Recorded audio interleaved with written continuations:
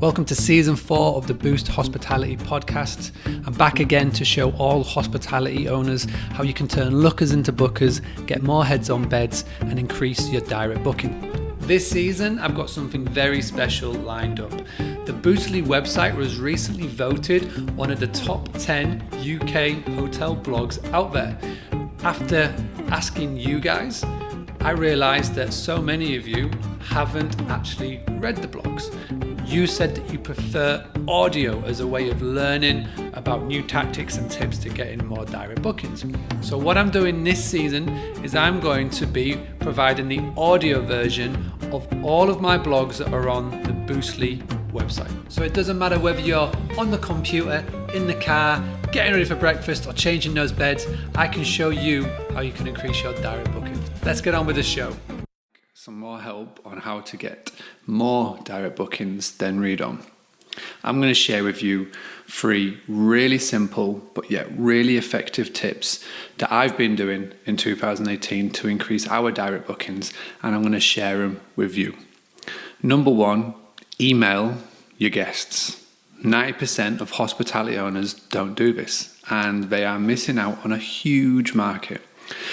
A wise man once told me, you have hundreds of people who already know you, who already have given you money, who know your property, and you are crazy for constantly trying to chase new bookings. It's true, so many fixate on new customers, new bookings, when you already have contacts with those of you who have previously stayed.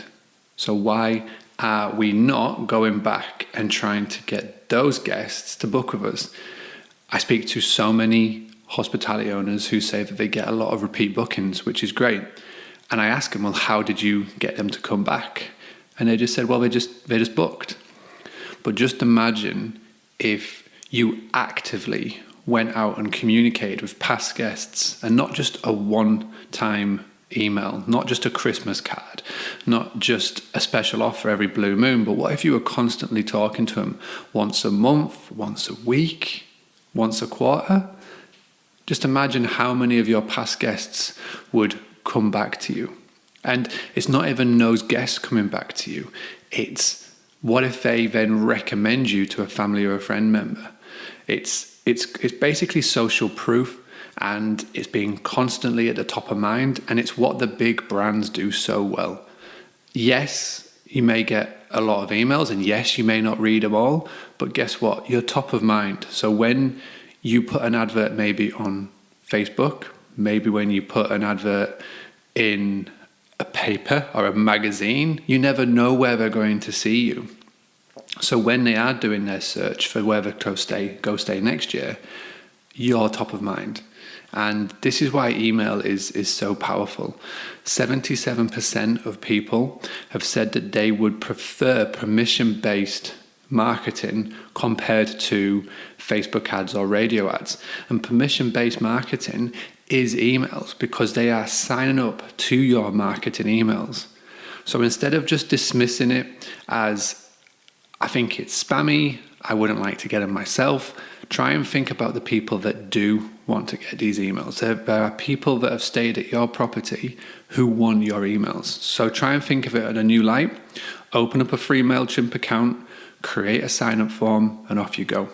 If you want help and advice on this, if you go into Google, type in MailChimp, Boostly, YouTube, I've got a 20-minute video on how to get set up on MailChimp, how to get started, and how to get bookings straight from email. Number 2, stop the online booking websites from advertising on your name. A large reason for losing direct bookings to the online travel agencies is because they spend billions with Google to appear at the top of the search result. Now, there's nothing that we can do to stop Booking.com or Expedia Group from paying Google to appear at the top for Google Ads for things like hotels in insert town name or places to stay in insert town name. However, what really annoys me is when they pay Google to appear when people are searching for your property name. So for example, I noticed this at the Granary.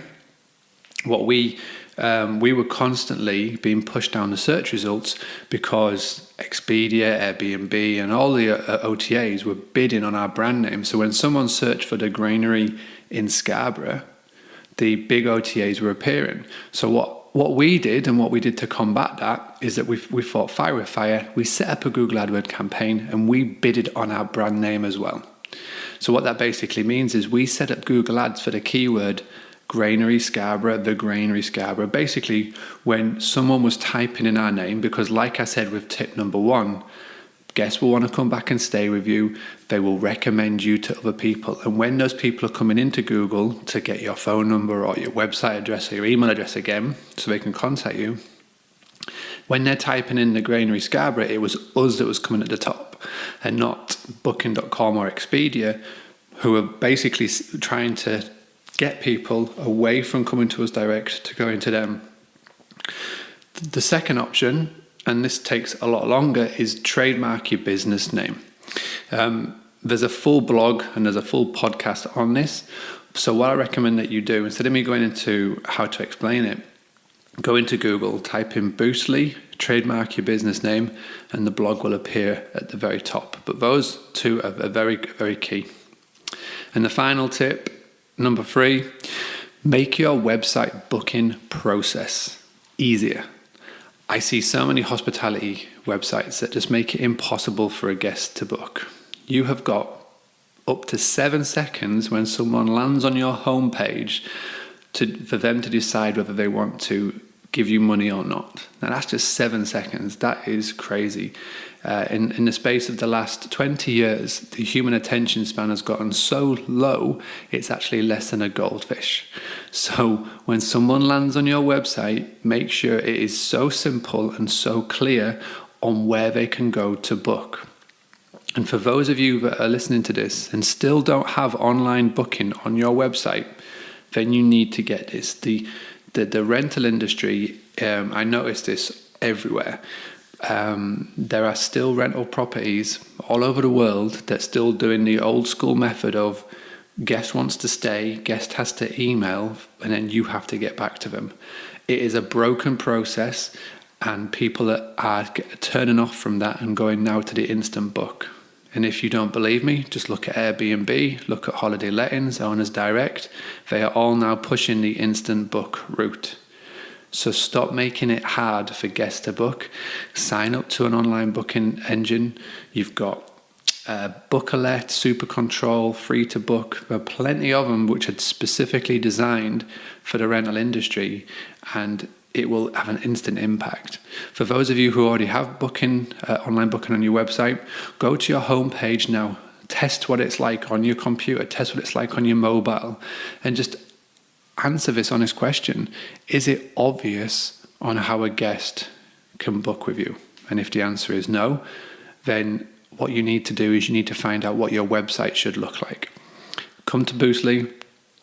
Again, type in what should my website look like, and I've done a video explaining to you all the key things that you need to look for. Okay, well done for getting through another episode of the Boost Hospitality Podcast. My name has been Mark Simpson, and you can reach out and contact me on Twitter, Facebook, or email.